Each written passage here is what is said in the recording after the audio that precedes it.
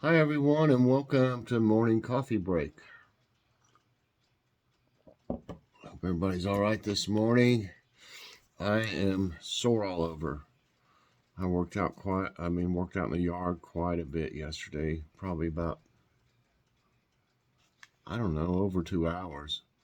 Um, this big, huge bush out here is just getting out of control. So, you can't hardly cut it with the hedge trimmers. Whatever that stuff is, it's really tough. So I had to use, pruners. And the ones I've got have you can extend them to where they're long, they're twice as long. The handles. You can turn it and then pull it out and make it longer. So that's the only way I was able to get to the middle of that thing because it's a monster bush. I don't even know what it is, but anyway, uh, that took a long time to cut it like that. But I cut about 3 foot of it off, so it looks a little bit better. I mean, I can't. There's not much I can do with that thing, but trim it back a little bit. And then I also, where we had that storm the other night and some winds, there was a ton of limbs back here where these trees are. I knew there was some back there, but I didn't realize there was that many. They were everywhere, and that took me over an hour.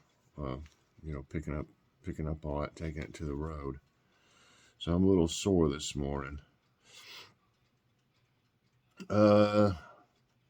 Anyway, today's Thursday, September 29th. Currently it's 56 degrees. High today 70. No chance of rain today. Humidity 69%. No winds, and air quality is 92. And my sinuses and allergies are really bothering me after being out so long yesterday. Stirring it up, I guess. I need to get back there. There's some vines, and what I don't like is there's some poison ivy, and I think there's something else like oak or sumac back there. But there's vines growing on the trees back there, and I don't want them to get up in there and choke it out. So I don't know if I can do that today. I also need to do stuff in the garden. I need to clear out more of these tomatoes so I get some turnips down. So there's always plenty to do. Today there'll be a Let's Take a Walk video finally. And a garden update. Did that a couple days ago, I believe. But I haven't done that in a long time. And I need to do that more often. I mean, get out and walk. But I got plenty of exercise. I walked back and forth with them limbs and branches and stuff, like I said, for over an hour. So I got more walking in yesterday than I have in a long time. And what's for dinner? We had pals last night. We did not feel like fixing anything at all. I was so tired. I don't know if you could tell it in the morning, early morning prayer requests and devotions, but I was really tired. We did Logan's show and everything, and I just, So this time I just didn't want, not that I didn't want a cheeseburger, but I was thinking, I'm making this stuff. I was supposed to make this stuff here, and the hamburger was still frozen anyway. And you can cook it that way, but I was gonna make this, and I'm gonna make that tonight. And I'm using ground beef, and I'm not supposed to really eat with Crohn's disease. I'm not really supposed to eat that much beef. Really, I'm probably not supposed to eat it at all. But I eat it every now and then. It doesn't seem to bother me too much if I just eat it, every so often, like once a week or something like that. But anyway, so they've got other stuff at Pal's, and Logan got the big chicken. It's called it. It's not and you probably think, well, that's a chicken patty. It's lunch meat. like chicken lunch meat, and it's awesome. And I haven't had it in years, and I wanted the chipped ham because it didn't have as much ham on it as it used to. It used to have more, but it was still fantastic. So I got the chipped ham sandwich and Frenchy fries. And, ham doesn't have much fat in it. So I got a little bit less fat and stuff, I don't know about the calories, but I know that's better for me than a burger. And Logan got the one that's better for him than a burger. His is kind of like this, too, but it's with chicken lunch meat. I don't know. I guess they slice it in there, but it was fantastic. I was really glad I got that. Joy got the Junior Pal with cheese and fries, so that was just a treat. And then tonight I'll have this. I keep calling it Mexican rice dinner. It's fajita rice bowl with Mexican rice, is what it says. So that'll be good. I'm hoping. I thought this place just made barbecue sauce. You can get it at Walmart, the barbecue sauce. And I've got some in there I haven't tried yet. But I've noticed they make several things, quite a few different things. And there's 3 different ones of these at Dollar Tree. This one was a street taco thing, and one was some kind of meatballs. But I just got that one to try first. We'll see how it is. And yeah, that's what we're gonna have. I don't know if what we'll have. I might fix those. We might have a tortilla with it, or either I might fix those cheddar garlic biscuits. And I got that mix. Okay. All right. Now it's time for today's tidbits, and they're of course, Hurricane Ian is all through the tidbits today. It's what everything's pretty much about. It's a big story, and so got to keep up with things. This says 26 states to send help to restore power in Florida after Ian. Well, that's like nice news. Hurricane Ian battered the Florida Keys Tuesday night into Wednesday. More than 2 million Floridians are without power. Florida Power and Light warned residents that a major overhaul might be required to restore power, as many parts have to be rebuilt due to the catastrophic winds. A total of 26 states have sent support to help restore power. That's great. That's awesome. Weatherman narrowly escapes death amid Hurricane Ian. Hurricane Ian brought powerful winds to Florida, and some brave souls decided to weather the storm. That includes Jim Cantori, a legendary weatherman known for reporting from the middle of dangerous storms. However, this storm was almost his last. A violent lightning bolt struck the immediate area near him. Luckily, Cantori escaped with his life. He's that one. I don't watch him much, but I know who he is. He's that one that's always out in the middle of it and stuff. I mean, that can happen. I mean, he's lucky. He's lucky he's still, with us. Okay, but this is crazy too. It sounds like Sharknado or something. Sharks and people swim through Florida streets amid Ian. Numerous people and sharks were seen swimming. I wish they had a picture of the sharks. Were seen swimming through the streets of Florida amid Hurricane Ian. Some were seen riding a jet ski. The sharks? It just says some were seen. It said sharks were seen swimming through the streets. And it says some were seen riding a jet ski across turbulent waves, disregarding the strong winds. Dang, that is just like Sharknado, isn't it? And the sharks are riding the jet skis. No. That's just the way the worded it. It sounded like that. Officials warn people of snakes, alligators, and bears as a result of Ian. Heavy rainfall and severe flooding are expected in the state Thursday. Ian latest update weakens to tropical storm with 65-mile-per-hour winds. That sounds good. I mean, comparatively. Ian has been downgraded to a tropical storm with maximum sustained winds of around 65 miles per hour. The storm is still expected to produce strong winds, rains, and storm surges across Florida, Georgia, and the Carolinas, and it's coming towards Tennessee too. So it'll be coming up this way, but it'll probably be, calm down a little bit.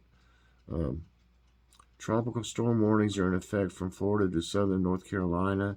Over 2.6 million power outages have been reported so far. I feel sorry for all those people without power, because they could be a while. But 26 states have sent help. That's just awesome. Okay, let's see. Here we go. Nice news. Okay. From snapdragons to Honeycrisps, the science of creating new apples. Grocery stores often have a wide variety of apples, from Pink Lady to Granny Smith to Red Delicious, but there are far more than the average customer sees, and scientists are working on making new ones. At the Apple Biodiversity Collection in Nova Scotia, Canada, there are over 1,000 varieties. Wow. And even that doesn't scratch the surface of the 7,500 kinds worldwide. The Apple Biodiversity Collection is not meant for picking and eating. Scientists work there to conserve the trees and better understand apple genetics in the hopes of creating new and improved varieties. The goal is not only to make the apples taste better, but also to give them more disease resistance and better resilience in the face of an ever-changing climate. It's tremendous to be able to walk through what is essentially the United Nations of apples and see the world's genetic diversity all in one place. Founder Sean Miles told the New York Times of the collection.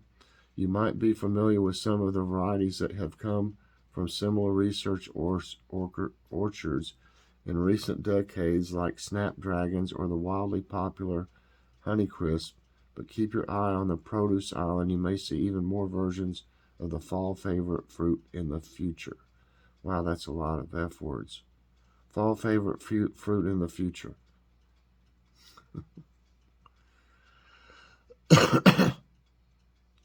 Well, oh my goodness. This award-winning paper microscope costs less than $2 to produce. I used to love microscopes when I was a kid.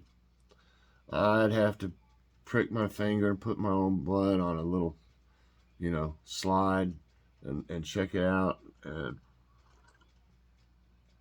bugs and anything else I could put under there. Okay, it's difficult to determine the world's most expensive microscope. One cost $27 million to get up and running back in 2009, but it's easier to call out the cheapest. The Fold Scope is made of paper and costs $1.75 to produce. Don't let the low price point fool you, though. The 2022 Golden Goose Award winner is an impressive feat of engineering that is making science more accessible the world over. It looks, I don't know how you would tell. It's folded up or something at first. Let me show you that again. It was affordability that inspired Foldscope co-creator Manu Prakash over a decade ago. While studying infectious diseases in Thailand in 2011, Prakash began to consider how to improve testing for malaria, many cases of which go undetected. Microscopes are essential for early diagnosis, but the one where Prakash was working was both unwieldy and expensive. So he returned to the United States with an idea, a small, inexpensive microscope that was easy to use and make. Today, the Foldscope does exactly what Prakash envisioned it would. With 140-time magnification capabilities, hundreds of scientific papers have been published using data with the paper microscope. and last year it was used to identify a novel species of freshwater bacteria. Prakash told CNN, "I want to bring science into everyone's hands." Okay, this is interesting. And, we've got them here. I got several, but I haven't seen them since I've not been able to put seed out anymore. Seed has doubled in price. Bird seed, it's crazy. The cheapest used to be $5.99 at Kroger's. Even that one is $9.19 now, and I don't know about the weird price $9.19, but that's almost double. I mean, I just can't do that. But woodpeckers are drumming out their own kind of song. That was a cute one. I got a big one out here. But like I said, that's the only time I would see it is when I had the woodpeckers loved the suet. They didn't care about the seeds really. They loved the suet I was putting out, and it's high now too. Everything is, but that's a different story. The loud tapping of a woodpecker in the morning may not be as pleasant as the lyrical chirps of another bird, but researchers say that the animals are creating their own kind of music. A recent study found that a woodpecker's drum is not very different from a songbird's tune. Both are used to mark territory and attract mates, and both are controlled by specialized brain structures that don't exist in non-singing birds like penguins or ducks. The structures are similar in size and shape and are similar in terms of where we find them in the brain, co-author Matthew Fuchs-Jaeger explained to the NBC News. The sounds made by woodpeckers and songbirds also have parallels to human speech, as all of the vocal behavior is learned early on in development, and humans control speech with the same specialized forebrain circuits found in the birds, the study said. So if you find yourself getting annoyed by the incessant pecking of a woodpecker in your yard, consider thinking of it as more of a song, and if it doesn't work, maybe find some noise-canceling headphones. They get out here on this, we got metal poles for these power lines back here. They get on them things and they peck the metal poles. It sounds funny. It doesn't sound like when they do it on the wood at all. It sounds totally different. But yeah, they do that. They peck on that on that metal pole. So anyway, that's it for this morning's coffee break, everybody. I sure hope you enjoyed it. If you did, I hope you'll press that like button. Also subscribe if you haven't already, and share this out. And hit that so you get all my videos as soon as they come out. I'll get it right one day. All right, everybody. I don't know. I might just have to take it easy today, and then do some more stuff tomorrow out there. I do need to cut those vines for sure, because they will choke your tree out. And that one tree's half dead already. So that's where all the branches are coming from. That tree that's part of it's dead. There'll be more of it. The reason I wanted to make sure I got it all up is because it's supposed to get, with what the remnants of Ian, it'll probably knock a lot more branches down. So I figured I better get those up. It's a pile about 5 foot high out there at the road. I mean, that's a lot of branches. There was as many branches out there as when I did it from the whole winter, before we could mow. There was that many. So it was really windy that one day, or one night. It was at night when it was windy. So anyway, everybody, I hope you have a great day. We'll see you later on with what was it? Oh yeah, the walk with me and garden update. You'll see what's going on with my fall garden, and some of it's kind of dying. That's what it does. The tomatoes especially. So I need to get out there and clear some of them out and get some turnips in the ground. But I don't know if I can do all that today. So anyway, thanks for watching, everybody, and I'll see you later on. God bless.